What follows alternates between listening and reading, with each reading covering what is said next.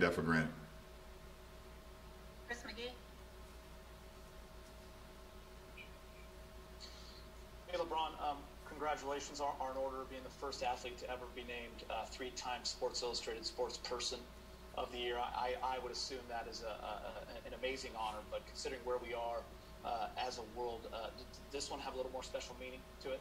First of all, thank you. It definitely does. And you see the class that I was in, and the group that I was in, the men and women that I was a part of, understanding that, we're more than athletes, and, being able to go out there and not only perform at a high level in what we do as far as our profession, but also being able to change lives and create opportunities and empower people and inspire people off the floor, not only in our communities, but all over the world. So it means a lot, to be a part of that group and, like you said, to be the first ever 3-time winner of this award. Very humbled. It means a lot to my family and my friends and, my kids at my foundation and my school back home and my city of Akron, where I come from. It's a great time. And Waiki. Hey, LeBron. What was your first reaction when you heard December 22nd for a season, and how did that change kind of your off-season plans from that point forward? I was like, wow. Oh, and I said, oh. Just being completely honest, I wasn't expecting that, because early conversations were going on that I was hearing that there would be kind of a mid-January start, and the training camp will kind of start after Christmas. We'd have an opportunity to spend Christmas with our families, so I had already planned a vacation with my family for us to go somewhere, which I haven't been able to do, obviously, since I've been in the league, and so I had to switch up a lot of things. Once I heard the December 22nd start, and with training camp starting, obviously this week. So, just started preparing my mind, preparing my body, trying to get as much stuff as I could do with my family, spending as much time as I could with them before getting back into the grind. So, that's what it's been about. Album. Hey, LeBron. You've now won a championship with every franchise you've ever played for. Rob talked to us about his hope that one of the jerseys that you retire at the end of your career will be a Lakers jersey. With this contract, how much is going into sort of what you've already built and accomplished in LA, and what you hope to achieve here? I just want to continue to do what I've always done. Try to lead the franchise, lead the group of guys that I'm around as far as the game that we play. And then off the floor, just continue to inspire people on being more than what people say that they are, and carry myself personally. I understand every time I leave a house that I'm not representing just myself, I'm representing my whole family, representing my friends that's associated with me, and representing my kids at my school back home.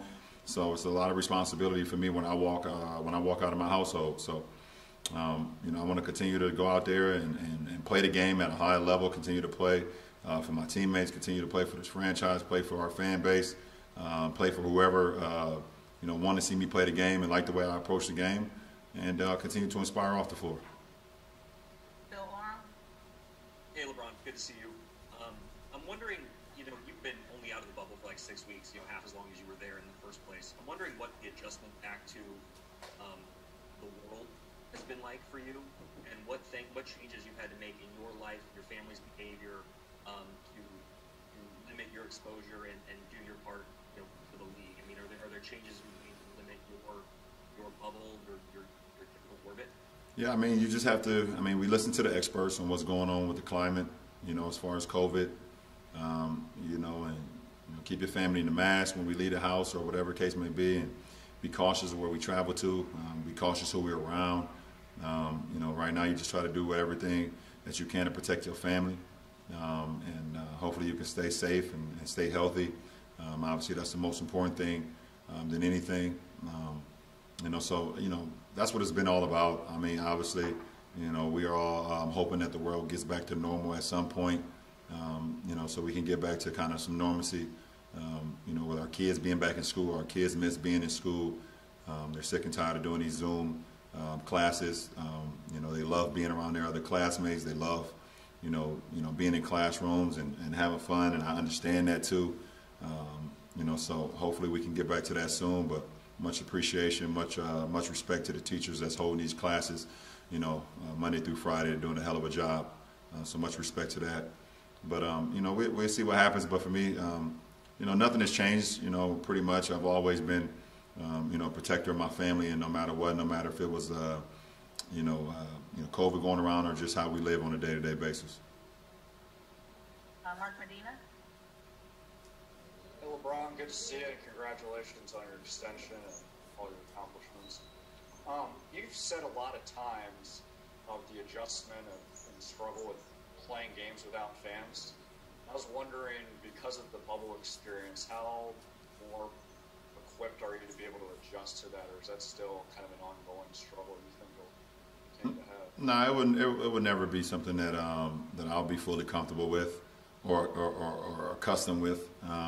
You know, I got too many years of playing the game or playing sports in general with fans. So I would never want to get fully committed to that or fully comfortable with that, because I believe at some point we will get back to it. Hopefully, you know, I'm still playing, and hopefully I'm still in uniform.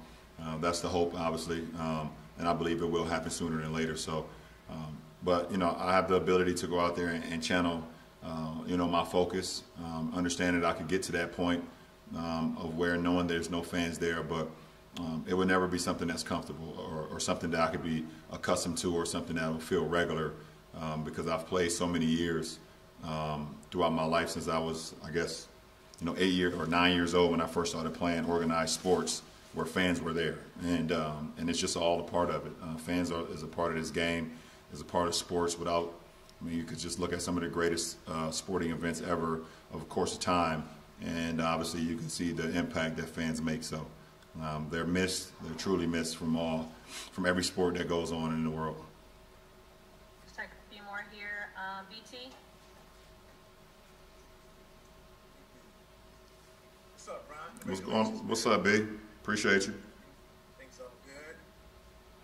How do you think your more than a vote worked out in this next for the organization? I think it worked out great. You know, we was able to set out a plan and then execute that, and it was about basically educating and empowering people in their communities to get out there and exercise their right to vote. Understand their exercise, understand that, you know, their right to vote, how important it is, you know, to vote, not only to change what's going on in America, but also change what's going on in some of their own communities. So, you know, with the help of a lot of people, a lot of athletes, a lot of, you know, entertainers, a lot of local people that go around in their own communities that's making change, we was able to have some success. I mean, you look at the numbers through the election, it was the most turnout ever in election history of people who got out there and voted. And one thing about us, we didn't tell you who to go vote for. We didn't pick one side versus the other side. We just wanted to educate you and enlighten you and empower you and let you know, how important your right is. And this is your right, because so many people lay their lives on the line to have this right. And you know, and then growing up in the black community, a lot of people don't understand or don't feel, I don't want to say understand, they don't feel like their vote counts or you know, them voting like it actually matters. But it does, and we saw it in the November election, of how many people turned out and the change that was able to create. And we want to continue to do things. You know, we're looking at the you know, the race that's going on in Georgia coming up.